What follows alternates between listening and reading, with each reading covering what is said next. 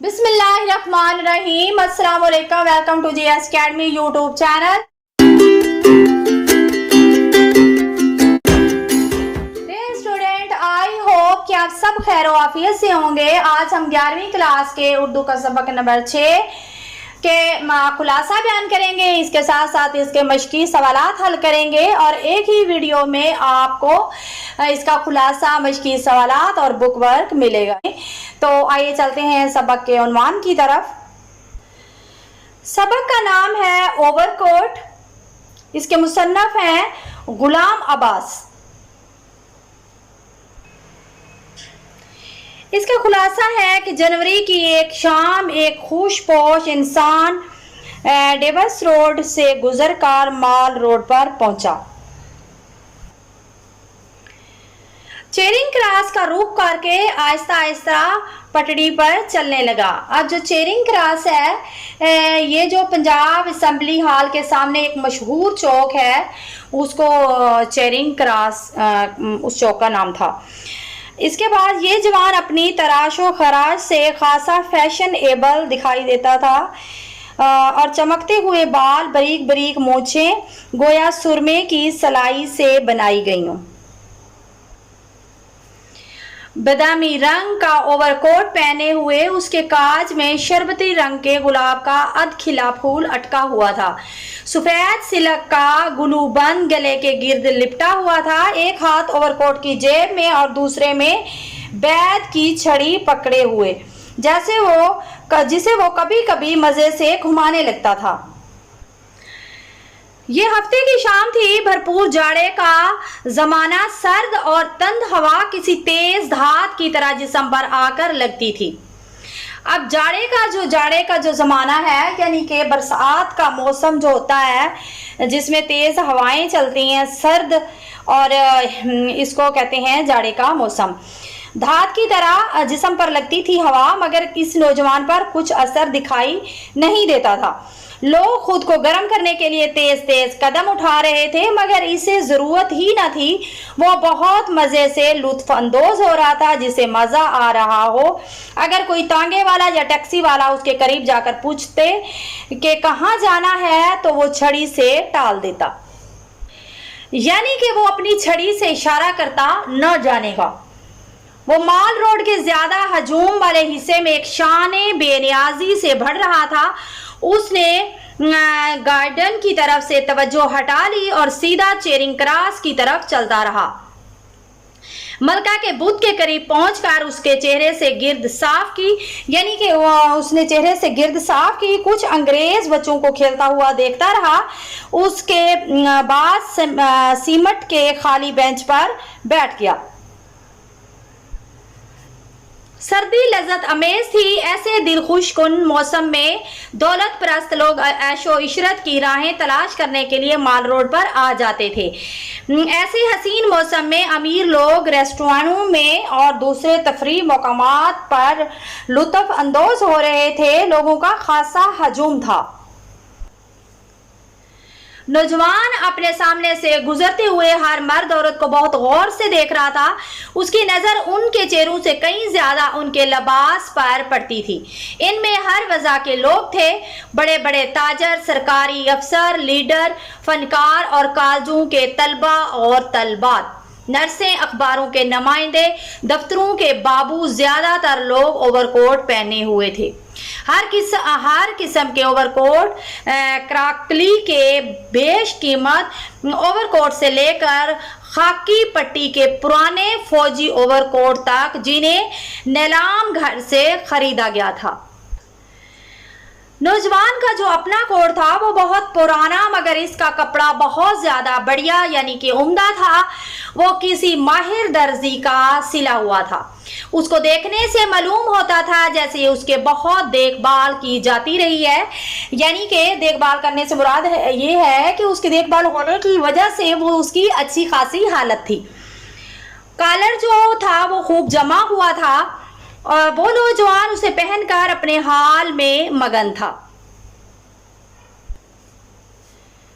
उसने पान बैटरी वाले से एक सिगरेट खरीदा और मजे से कश लेने लगा। फिर वो बेंच से उठकर उस जगह जा पहुंचा जहां सिनेमा की रोशनाइयां दिखाई दे रही थी।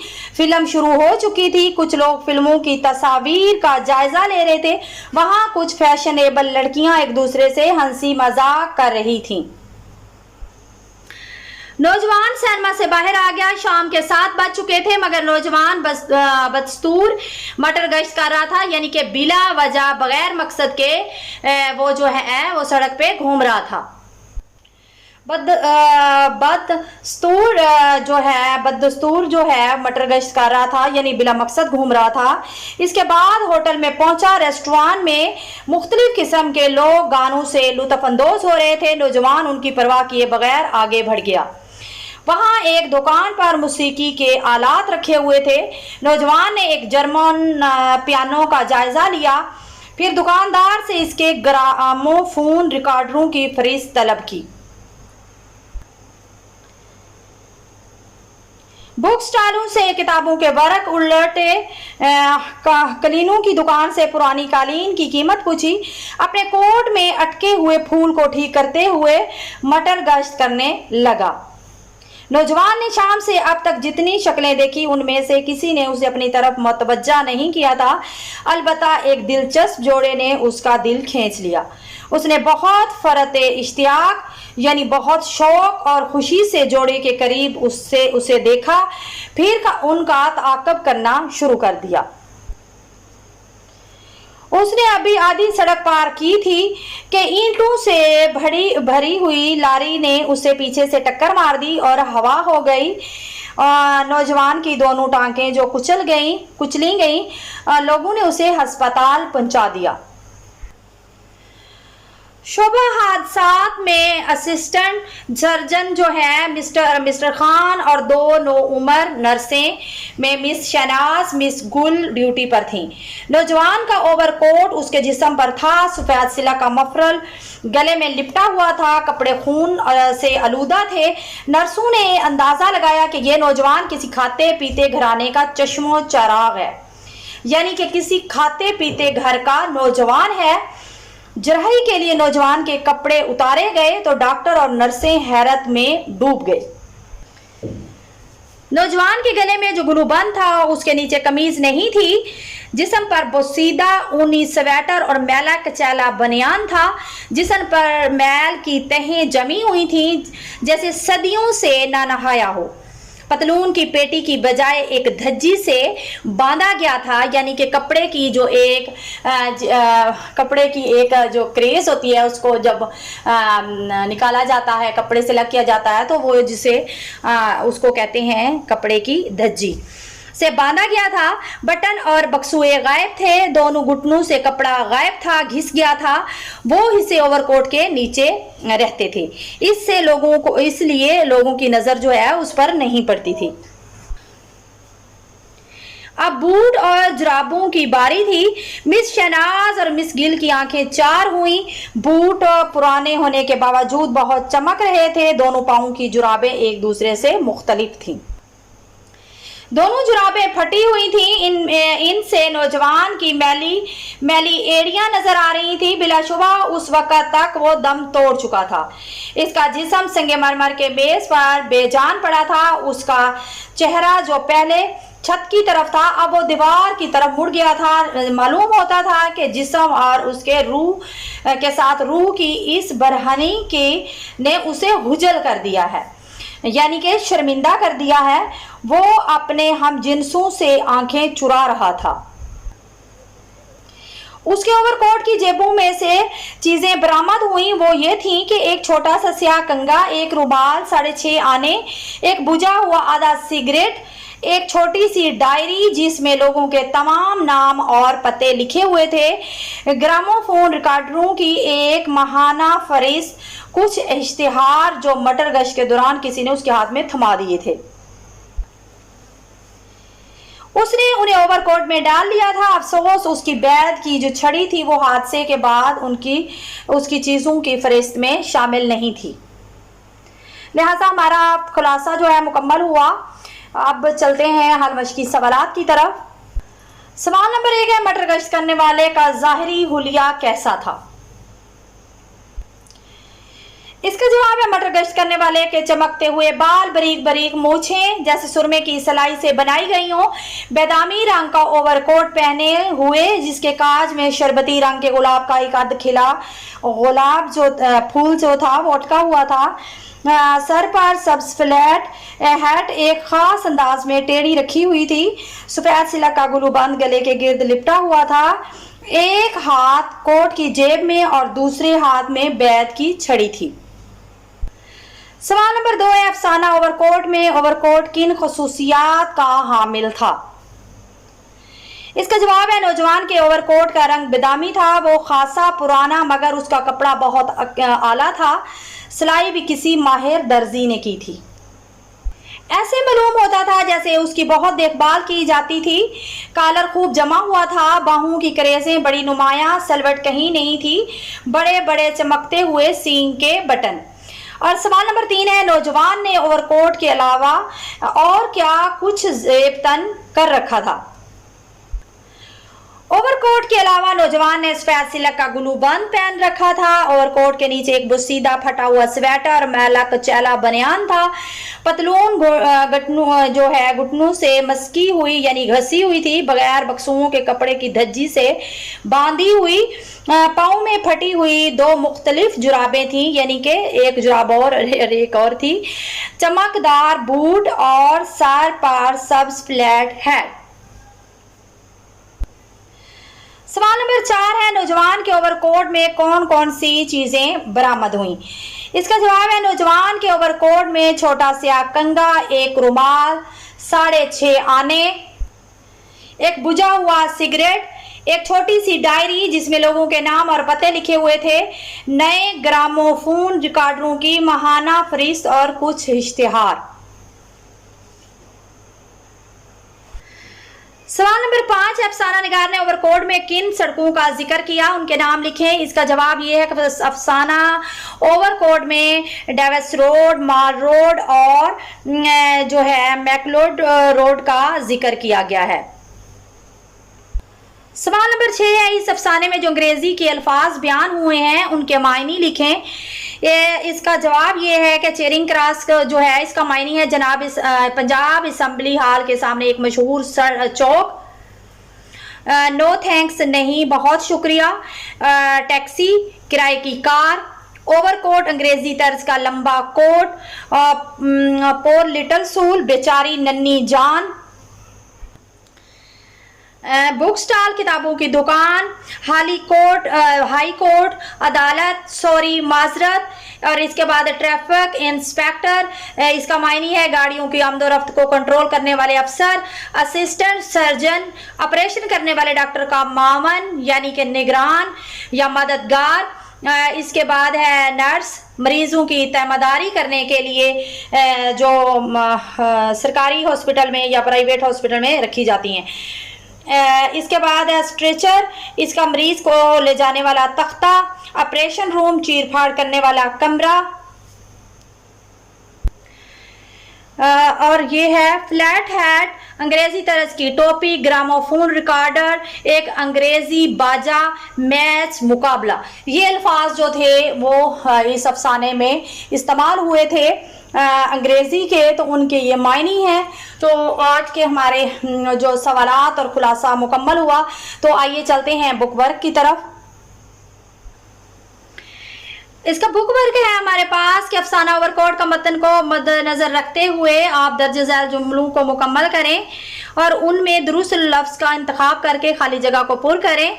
तो हमारे पास जो पहली खाली जगह वो है, जब वो बराबर डैश चला गया तो रफ्ता रफ्ता वो शर्माने से लगे। तो ये तके, देखने, घूरने। तो जो वहाँ पे जोड़ा था उसको वो तके जा रहा था, वो जोड़ा जो है बाद में रफ्ता रफ्ता वो दोनों शर्माने लगे।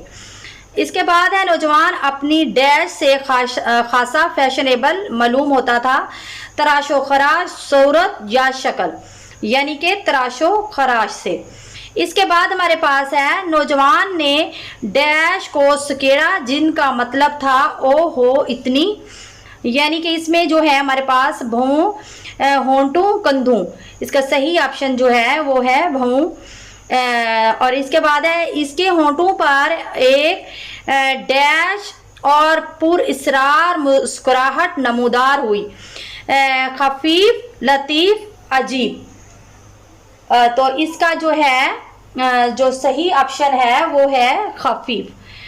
इसके बाद इसके बाद हमारे पास है नीचे दिए गए सवालात और सबक ओवरकोट को पेश नज़र रखकर दुरुस्त जवाब के शुरू में टिक का निशान लगाएं। अफसाना ओवरकोट का मुसन्नफ कौन है? इसके 4 ऑप्शन है, प्रेमचंद, अफजल हक, गुलाम अब्बास, मुमताज मुफ्ती। तो इसका जो सही ऑप्शन है वो है गुलाम अब्बास। नौजवान ने ओवरकोट क्यों पहन रखा था? क्योंकि उसके पास कोई और लिबास ना था, क्योंकि जाड़े का मौसम था, खूबसूरत नजर आने के लिए, अपनी असलियत छुपाने के लिए। इसका सही जो है ऑप्शन वो है अपनी असलियत छुपाने के लिए। इसके बाद है गुलूबंद उतारने के बाद नर्सों ने एक दूसरे की तरफ क्यों देखा? क्योंकि गुलूबंद बेहद खूबसूरत था, क्योंकि गर्दन पर गुलूबंद का निशान था, क्योंकि गुलूबंद फट गया था, क्योंकि गुलूबंद के नीचे कमीज ना थी। तो इसका सही जवाब जो है वो है क्योंकि गुलूबंद के नीचे कमीज ना थी। इसके बाद हमारे पास है नौजवान की पतलून कैसी थी? बिल्कुल आम सी और सादा, पुरानी और जगह जगह से फटी हुई, नहायत शानदार, फटी पुरानी और बक्सुओं के बगैर। इसका सही ऑप्शन जो है वो फटी पुरानी और बक्सुओं के बगैर। इसके बाद है ओवरकोट का इख्तिताम किस चीज़ के जिक्र पर हुआ? फ्लैट हेड पर, बैत की छड़ी पर, ओवरकोट पर या गुलूबंद पर? तो बैत की छड़ी पर।